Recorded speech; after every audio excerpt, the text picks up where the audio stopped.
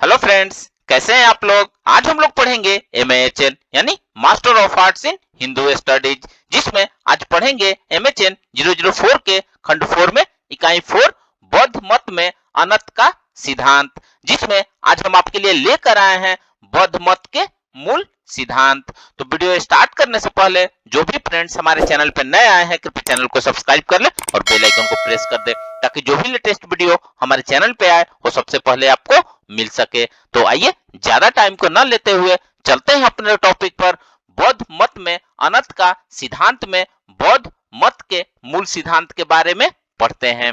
तो आइए वीडियो को स्टार्ट करते हैं। विश्व में बौद्ध मत के त्रिलक्षण और 4 आर्य सत्य सिद्धांतों को उसकी मौलिक पहचान के रूप में देखा जाता है। सांसारिक वस्तुओं का स्वरूप दुखमय, निरंतर परिवर्तनशील एवं किसी नित्य आत्मा जैसी सत्ता से रहित है। अर्थात इस संसार में सब कुछ दुख है।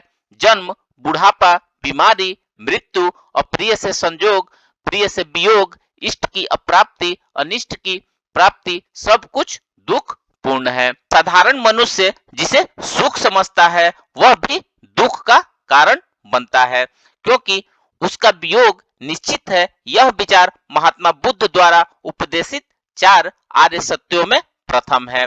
इसका व्याख्यान उन्होंने सारनाथ में अपने पहले उपदेश में ही किया था।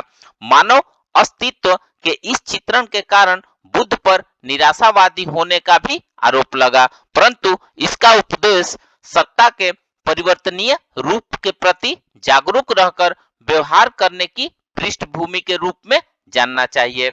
अनित्यता की अवधारणा किसी वस्तु की क्रियाशील को दर्शाने तथा उसके प्रति लोभ मोह की प्रवृत्ति को दूर करने के लिए थी। इसी प्रकार नित्य अपरिवर्तनशील आत्मा जैसी किसी सत्ता के अस्तित्व के प्रश्न पर बुद्ध का मौन बहुत प्रसिद्ध है, जिसकी अनंतता के सिद्धांत के रूप में व्याख्या की जाती है। आत्मा की अवधारणा के विकल्प में जहां पंच स्कंद की अवधारणा मिलती है, जिसमें रूप, वेदना, संज्ञा, संस्कार, विज्ञान आते हैं। बुद्ध कहते हैं कि जब भी सामान्य जन आत्मा की बात करते हैं तो वे इन्हीं में किसी या कुछ स्कंदों का संकेत कर रहे होते हैं। वे तीनों लक्षणों में घनिष्ठ मानते हैं। जो अनित्य है वही दुख है, जो दुख है वही अनात्मा है। बुद्ध पर निराशावादी होने का आरोप का सीधा उत्तर है कि उनके दूसरे, तीसरे तथा चौथे आर्य सत्य सामाजिक सांसारिक जीवन को सुख दुखमय कहकर छोड़ नहीं दिया, बल्कि दुख के कारणों का तत्व मीमांसीय और मनोवैज्ञानिक विश्लेषण किया है। अज्ञान पर आधारित आचरण ही मनुष्य को जन्म मृत्यु के चक्र में डालता है। इस चक्र का विश्लेषण में प्रतीत्य समुत्तवाद या द्वादश निदान को प्रस्तुत किया गया है।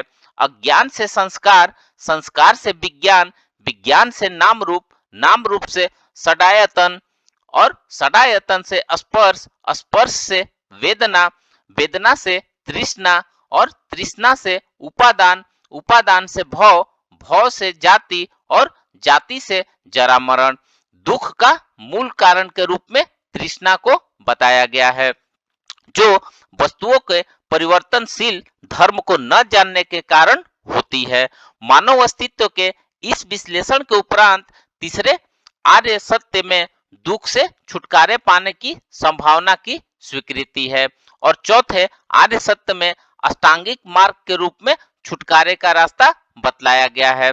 अष्टांगिक मार्ग और 8 अवयव है: सम्यक ज्ञान, सम्यक संकल्प, सम्यक वाक, सम्यक कर्मात, सम्यक आजीव, सम्यक व्यायाम, सम्यक स्मृति और सम्यक समाधि।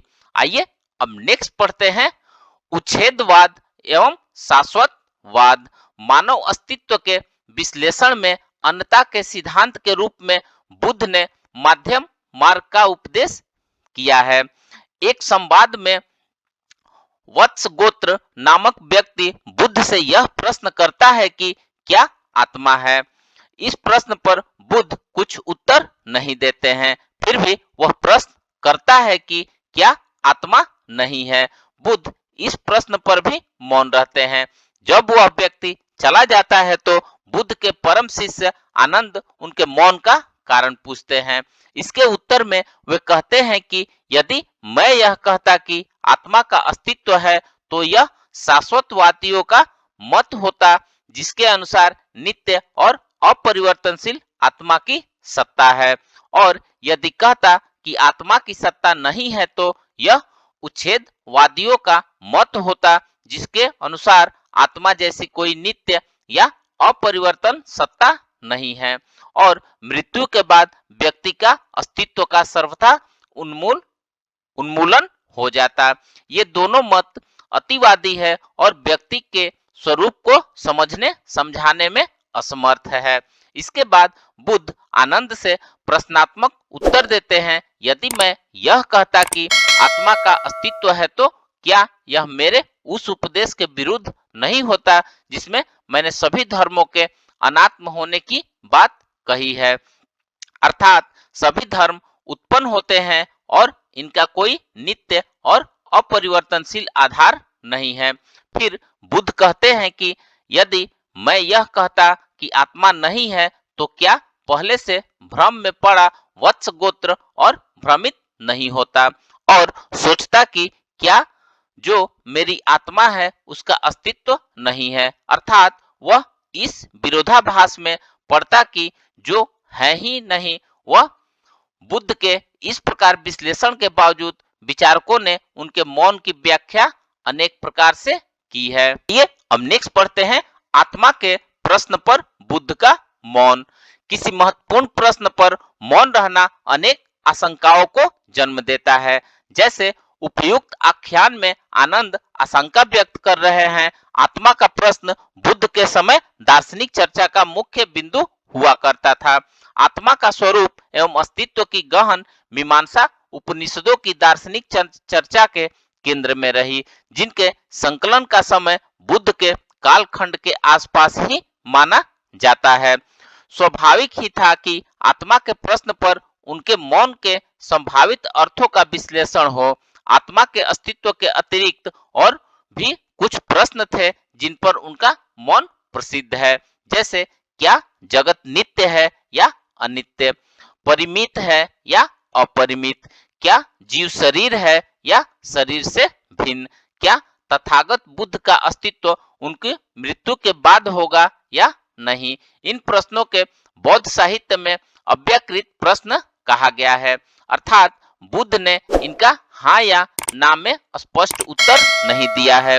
बुद्ध की इस प्रवृत्ति की व्याख्या के अनेक यत्न हुए, जैसे उन्हें प्रश्न का उत्तर ही नहीं मालूम था। उनके मन में इनके उत्तर के बारे में अनिश्चितता थी। वे इन प्रश्नों की अर्थवत्ता पर ही संदेह करते थे। वे इनके उत्तर देने की इच्छा नहीं रखते थे या इनका उत्तर देना महत्वपूर्ण नहीं समझते थे। बौद्ध मत में अनात्मवाद की स्वीकृति का आधार उनकी अनित्यता संबंधी अवधारणा है, जिनके अनुसार जगत की समस्त वस्तुएं परिवर्तनशील है और किसी नित्य एवं अपरिवर्तनशील सत्ता को स्वीकार करने का कोई अंतिम तार्किक आधार नहीं है। आत्मा के अस्तित्व पर बुद्ध के मौन का निषेधात्मक अर्थ निकालने के विषय में कीथ का विचार उल्लेखनीय है। उनके अनुसार अनेक मत मनमांतरों पर विचार करने के बाद बुद्ध प्रायः इस निष्कर्ष पर पहुंचे कि इस विषय में कोई विचार आशंका रहित नहीं है और भी कि आत्मा के अस्तित्व पर इतना मंथन करना जीवन के मुख्य लक्ष्य से भटकने जैसा है। बुद्ध प्रायः वाद विवाद से तत्वबोध की संभावना पर आशंकापूर्ण थे। तार्किक चर्चा से न तो कोई असंदिग्ध निष्कर्ष निकलता और न ही चित्त की शुद्धि होती। आत्मा के प्रश्न पर उनके मौन को उनकी अज्ञानता मानना या उन्हें इस विषय में अनिश्चित मानना उचित प्रतीत नहीं होता है। मिलिंद प्रश्न जैसे बौद्ध ग्रंथों में बुद्ध की सर्वज्ञता की बात कही गई है, उनकी सर्वज्ञता को उनके विषय वस्तु के सकारण एवं समग्रगता में बोध के रूप में जानना उचित है। जहां तक उनके अनिश्चय की बात है तो एक दृष्टांत उल्लेखनीय है, जहां वे सिसिम्पा वृक्ष की कुछ पत्तियों को हाथ में लेकर भिक्षुओं से पूछते हैं कि क्या जंगल में इतनी ही पत्तियां हैं। भिक्षुओं ने कहा नहीं, और भी बहुत है। तब बुद्ध ने कहा कि इस प्रकार उन्हें बहुत सी बातों का बोध है, लेकिन वे उन्हीं बातों को सबके समक्ष रखते हैं जो उपयोगी है। उनके अनुसार जिन बातों का दुख एवं अज्ञान के निवारण, ज्ञान की प्राप्ति, चित्त की शुद्धि एवं निर्वाण की प्राप्ति में कोई उपयोग नहीं, उन्हें बताना आवश्यक नहीं है। इस उपयोगितावादी दृष्टिकोण के बावजूद बुद्ध ने उन युक्तियों का विश्लेषण एवं परीक्षण किया जिन्हें आत्मवादी नित्य आत्मा के अस्तित्व के प्रमाण के रूप में प्रस्तुत करते हैं।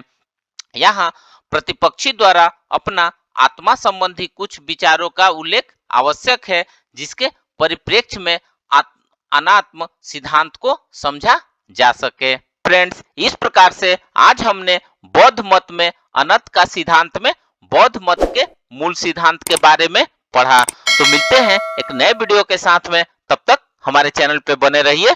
धन्यवाद।